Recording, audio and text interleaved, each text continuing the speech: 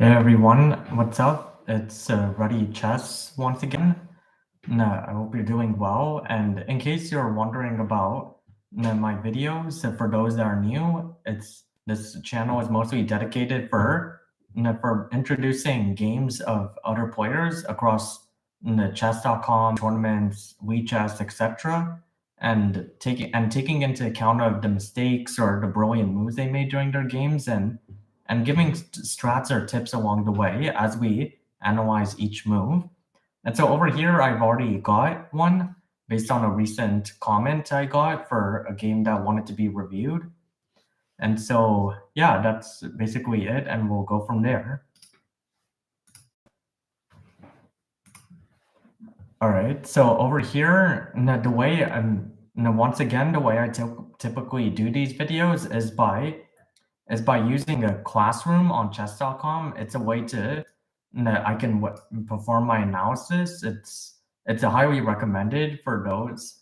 And you might be wondering why is there no stockfish over here? Well, stockfish is helpful, but you don't really understand. But you won't really understand by just looking at the notations. Whereas if there's a video dedicated to just understanding live step-by-step analysis active.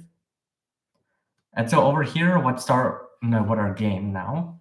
Looking at this game over here, and it begins with c4 and e5. Now this opening is called the English opening. It's not very popular. Only advanced players usually play this. It's not usually grandmasters or international masters. It's more like you could say an experimental type of opening. It's mostly just to develop your pieces over here. And one of the main lines is moving to g3, trying to develop this bishop early on. Black will usually respond with knight f6, and the bishop to b2, and they're trying to line up on this good diagonal over here. And over here, black might respond by trying to block this bishop from this diagonal with d5 over here. And the pawn will take, black will take. Black will try to develop the knight, hoping that black can exchange and give this bishop the opening. And then black can either play bishop e6 to support this knight, and they can go on from there and develop their pieces. And once again, looking at this, it's like I said, as in developing opening, this position over here is equal. And over here, this position over here is the main line for the English variation. Now there are other variations over here, like white might play knight c3 earlier, and they're trying to control this d5 square and prevent black from getting a strong opening over here. Black will try to develop with knight f6, and then white will have to play g3 to bring in this bishop over here, and then the bishop will usually play to e4, and they're trying to possibly force the exchange over here and allow black to move its pawns over here straight up to this d5 square over here, and so on. And so over here, white played the main line over here, which is g3. And then black played with knight f6, bishop g2. And over here, black responds by playing bishop c5.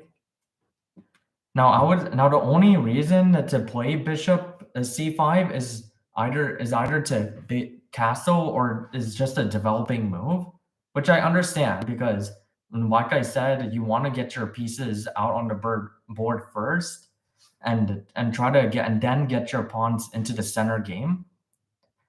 So it's not really. I would have recommended sticking to the main line, which is d5, but bishop c5 is playable. And then after bishop moves, then there's e4. I don't really like e4 because the entire purpose of moving of moving this g3 pawn was to get this bishop over here on a good diagonal. But this e4 pawn seems a little too rushed, and it's blocking the bishop over here.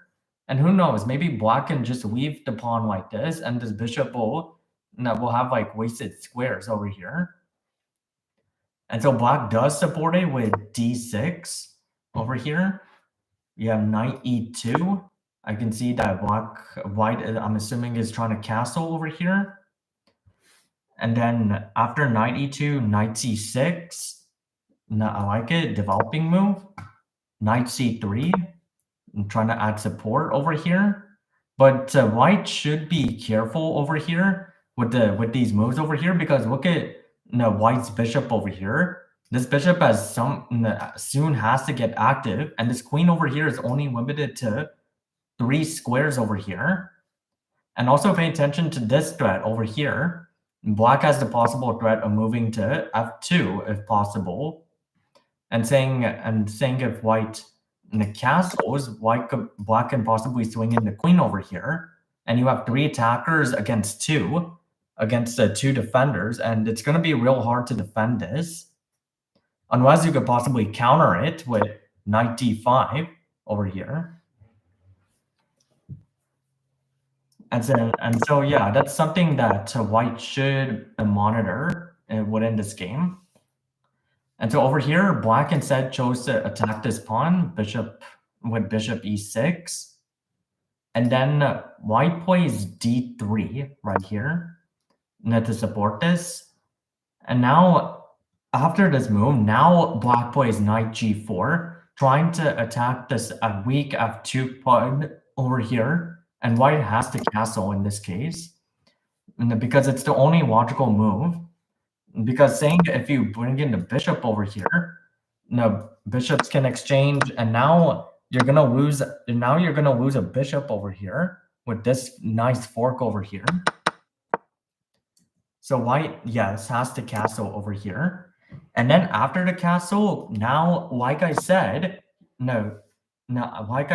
black moves to queen f6 over here. Now trying to create the threat over here.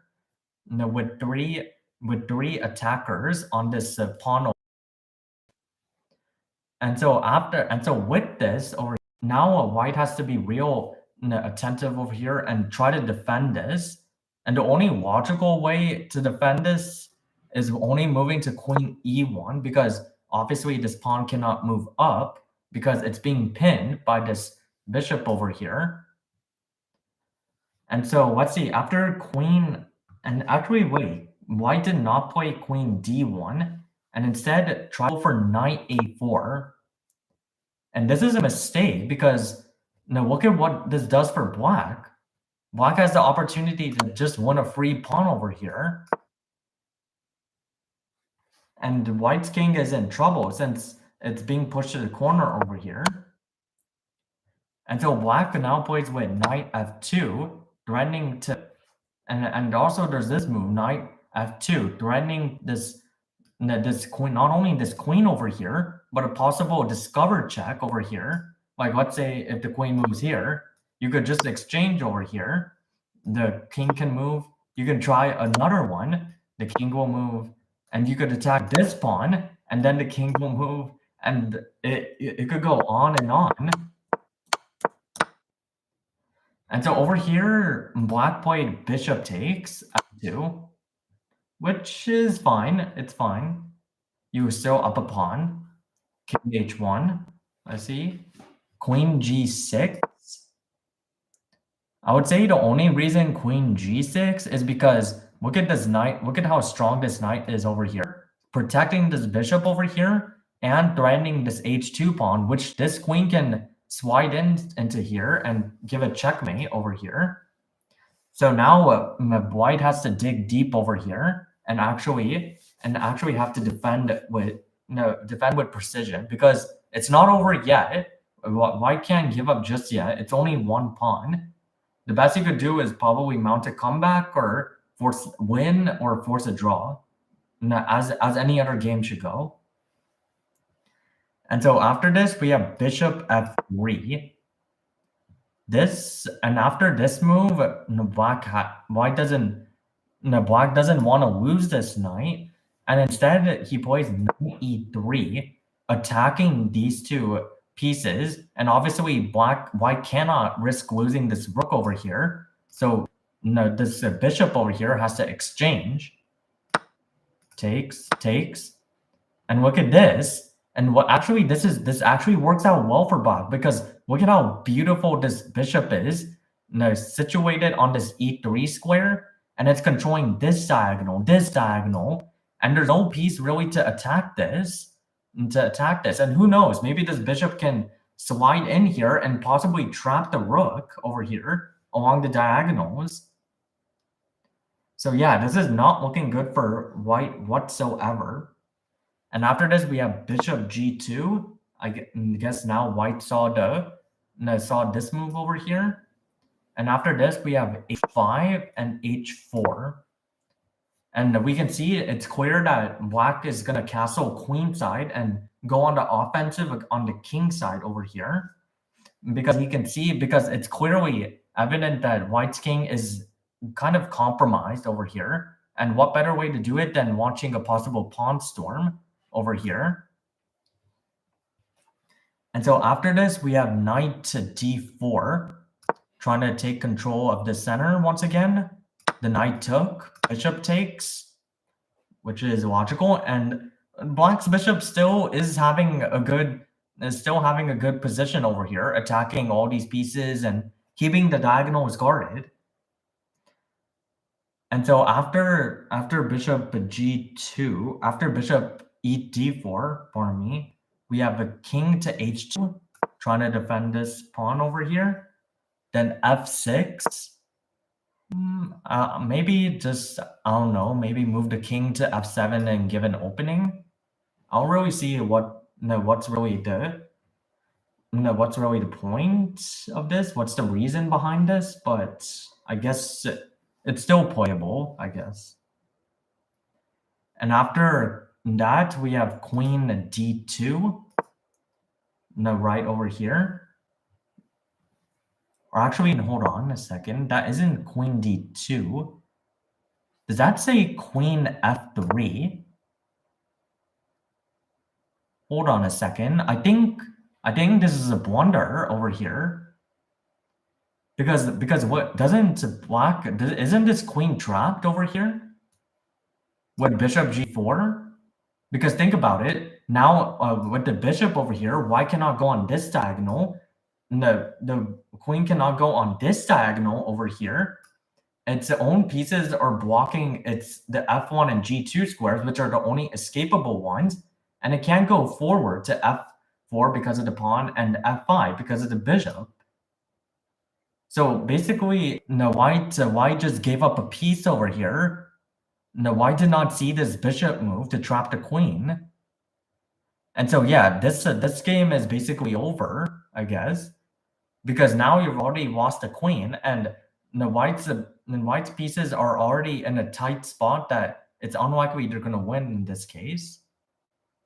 And so yeah, if in the case that and this is what happened, and in the case where you have to exchange a queen like this, you know that's serious trouble, that's major trouble. And after this, the white did resign after this. So basically, the game was defined by a good opening by both of these players, but it was mostly a domination from the middle game to later on by two blunders of white. Once again, when we go back to the first one over here, it was failing to understand the impact of this move, because over here, these pawns over here are meant for defending this king. They're very critical, and if you lose one of them, then you give the opposing opponent's momentum and trying to launch a king side or a queen side attack, or essentially directing all their pieces to the king side and watching an attack from there before the opponent does the same. And so over here, I understand possibly that white was assuming that that the knight was gonna take. Actually, no. That black would possibly move the bishop, and so that it wouldn't get a double pawn over here. But still, white has to know that this f2 pawn is heavily compromised because there's not enough defenders to support this. And so after this, we see. No, we have a, and so yeah, after this, so the king moves. And yeah, after, and then this is basically it at this point, which is the queen f3, trapping the queen over here and over here, this is also sometimes a common mistake amongst some people, like failing to assess the pieces spaces at hand. Like, for example, that this move white over here to f3 was done likely without consideration of the move bishop g4. So the mainly takeaway over here is understanding spacing. Where are the spaces that each of the pieces can move that are safe, are not only safe, but are also logical, are done with a purpose of whether it's attacking a piece, defending a piece, or in some cases, it can be just used for development, getting a piece active. And so, yeah, that's basically the game. It was a rather quick one, I see, but once again, there's no reason to feel discouraged by the loss for whoever was playing white. I have come across a few games, 2 or 3 games where I didn't understand where my queen was able to move, which squares were safe, and I got into a nasty trap space like this one. So don't worry about it. But good luck to you guys moving forward, white and black. And yeah, that's basically the entire lesson, I guess, over here. Showing this game over here. And once again, I post a lot of videos like this over here every once in a while based on the amount of comments I get. And so drop a like and subscribe to the channel, and I'll be able to get a video in as soon as I can and go from there. So thank you all, and keep practicing. Do watch chess games. Take a look at some of my previous videos for more information about tactics, openings, and all that, and have a good one.